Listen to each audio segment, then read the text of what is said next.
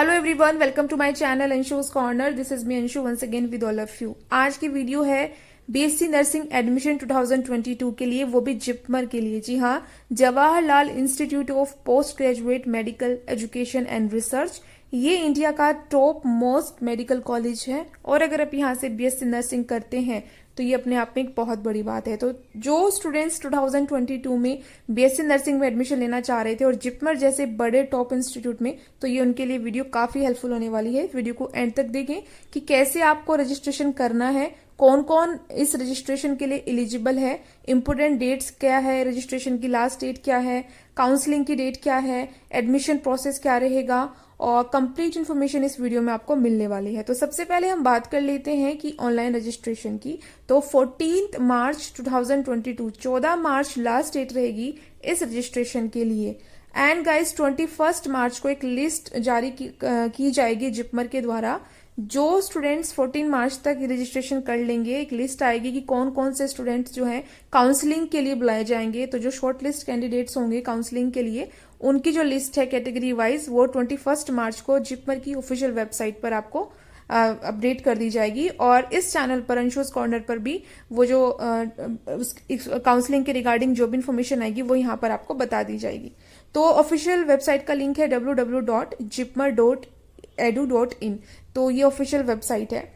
So guys, सबसे पहले हम बात कर लेते हैं कि सीट्स कितनी है। तो टोटल सीट्स है 94 जिपमर बीएससी नर्सिंग के लिए। 85 फीमेल के लिए रिजर्व्ड है, 9 सीट्स जो रहेंगी वो मेल के लिए रिजर्व्ड रहेंगी। तो टोटल सीट है 94। अब बात करते हैं एलिजिबिलिटी क्राइटेरिया पर, जो कि सबसे ज्यादा इंपॉर्टेंट है कि हर कोई स्टूडेंट इसके लिए रजिस्ट्रेशन नहीं कर सकता। कौन कौन कर सकता है, तो वो एलिजिबिलिटी में हमें चेक करनी होगी। तो सबसे पहले तो नेशनैलिटी है वो इंडियन होनी चाहिए। अगर आप इंडियन हैं तो इसके लिए अप्लाई कर सकते हैं। दूसरा, नीट क्वालिफाई होना चाहिए। अगर आपने एनटीए के द्वारा जो नीट एग्जाम है वो 2021 में दिया है और आपने क्वालिफाई किया है, अच्छे स्कोर आपके आए हैं, तो ही आप इसके लिए एलिजिबल रहेंगे रजिस्ट्रेशन करने के लिए। उसके बाद गाइस, आपकी जो एज क्राइटेरिया है वो कंप्लीट होना चाहिए 17 ईयर्स। 17 साल के आप कम से कम होने चाहिए। अगर आप 17 ईयर्स से कम है तो भी आप इसके लिए अप्लाई नहीं कर सकते।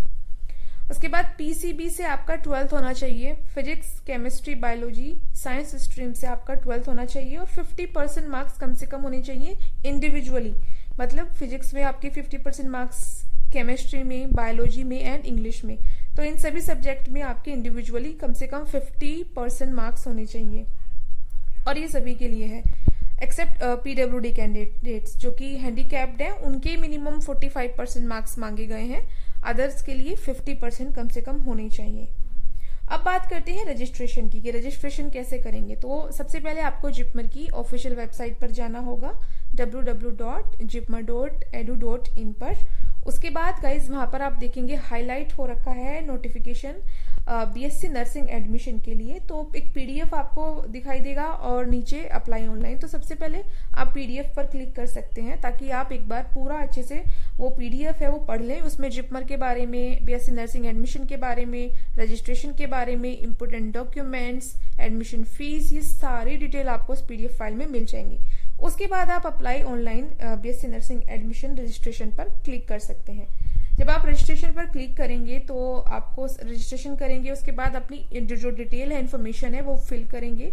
अपना नाम, अपनी क्वालिफिकेशन, अपना address, mobile number, ID proof आपके पास होना चाहिए, फिर चाहे आधार कार्ड हो, वोटर आईडी हो। एंड देन उसके बाद गाइज आपको कुछ इंपोर्टेंट डॉक्यूमेंट्स जो रहेंगे वो अपलोड करने होंगे।